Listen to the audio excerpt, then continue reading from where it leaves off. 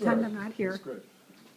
Well, as you all know, my dad had one foot firmly planted in left field, or you could say the far side, or you could say the twilight zone.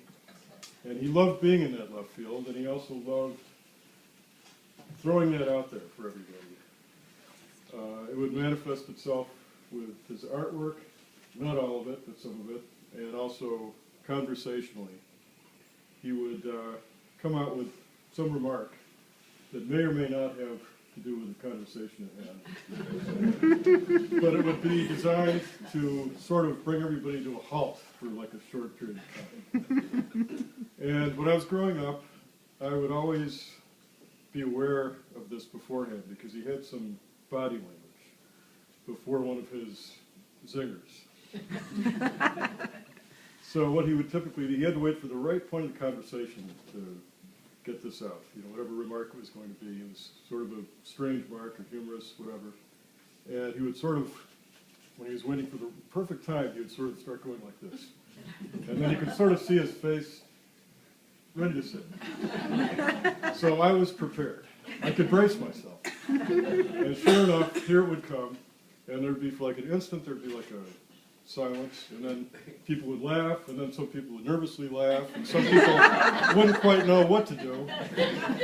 And then there'd be my mom, not Pat, but Thank you. and she would be dying of embarrassment. So, invariably afterwards, she'd say, "Fritj, do you have to make those kind of remarks?"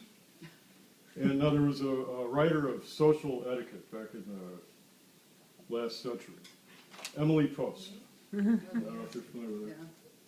So my dad would always say, "Cordy, you have to always follow Emily Post in her dictates and social etiquette. I'm not going to live my life like Emily Post." And that would be the end of the conversation. So flash forward to after my dad was seeing Pat for a while. And this is the first dinner, I think, that I've been invited over.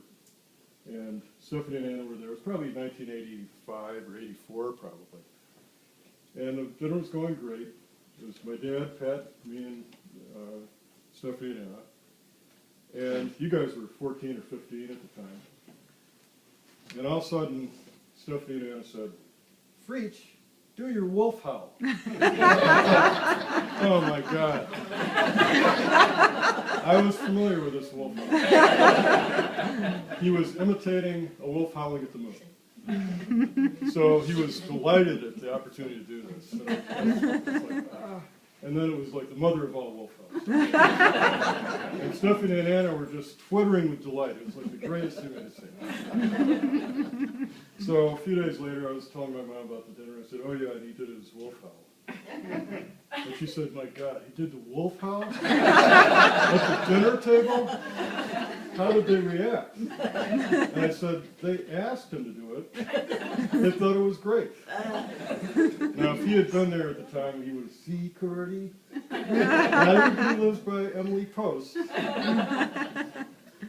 And then there was the leaf bag incident. Oh, yeah. Oh, I should give you the leaf bag. You want a picture? What is a leaf bag? Well, Picture? yeah, they can look at it later on, Okay, maybe. you'll look at the And I was walking home from high school. This is late 70s. And now in Glencoe, all the leaves when they were raked up had to be put in big plastic bags. And then at the curb, and then they'd be picked up. So as I was walking towards the house, I noticed something was a little bit odd with these bags.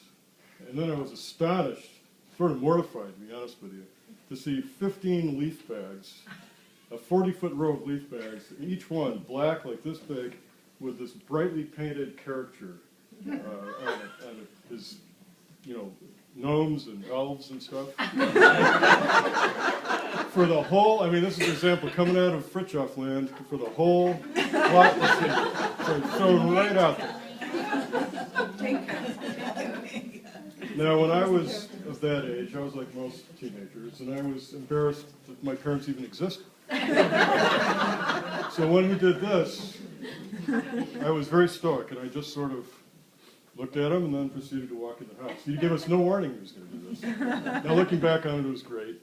And my mom thought they were great, despite what I said previously. You'd think maybe otherwise, but she thought they were great. She was working at a publishing house at the time, and they loved the pictures of it. They were falling all over themselves. And then a few days afterwards, you'd see neighbors coming out and taking pictures and stuff. So it was a big hit. He was many things. He was an engineer. He worked his way up from draftsman without any engineering degree to head of the engineering department. In fact, there's a picture over there of him taken in the mid-'60s. When you get a chance later on, you can take a look at it. And he was a craftsman. He was great at wood carving. He was a great carpenter. Built had his deck and bookshelves, and he worked with cement and concrete and stuff, doing projects around the house. And he obviously was a great artist. I think that his pen and ink work was his forte. The way he could just draw figures so quickly and easily, and he was able to express exactly what he wanted to with these figures. If you wanted to show a sheepish man, just like this, and there'd be a sheepish man. I mean, it could be realistic, it could be characterized, it could be stylized. You could always pull it off. And let's see, what else was he? He was a amateur geologist. He was big on geology for a time. I remember when I was a kid, he drew this big chart of all the different geological eras, and he even convinced the grade school I went to at the time to give talks in classrooms. And I remember one time my friend said, "Oh yeah, he was in our class." I said, "What did you think?" He said, "It was good." And then referring to his accent, he sounded like Count Dracula. I thought, yeah, he kind of does sound like Count Dracula. And what else? He was an amateur astrologer. He did palm readings, as I'm sure everybody's experienced. He was a rock hunter. He was a fossil hound. He was a great skier. Great skier. And he was even experimented with sound one time, sort of a John Cage thing. He brought me to this room in the basement, and he said, "I want to play something." So he turns on the tape recorder, and it's the sound of crickets chirping. And the crickets chirped. It was like a minute later, I'm waiting for something else to happen. It was just crickets chirping. And then he started getting this big grin on his face. He was very amused with himself. I went out in the backyard one night, and I just recorded about 5 minutes of crickets chirping. But what he liked to do with those types of situations is half the fun was seeing how people would react. I'm just going to throw this out from Fritj off land and then see what happens. And you'd see some people, they'd be struggling how to act, and that's how I was. I was thinking, as he's playing the snow, should I smile or should I what? So that's kind of the way he was, very whimsical and interested in a lot of things. And his ever-present camera. And he was a unique father.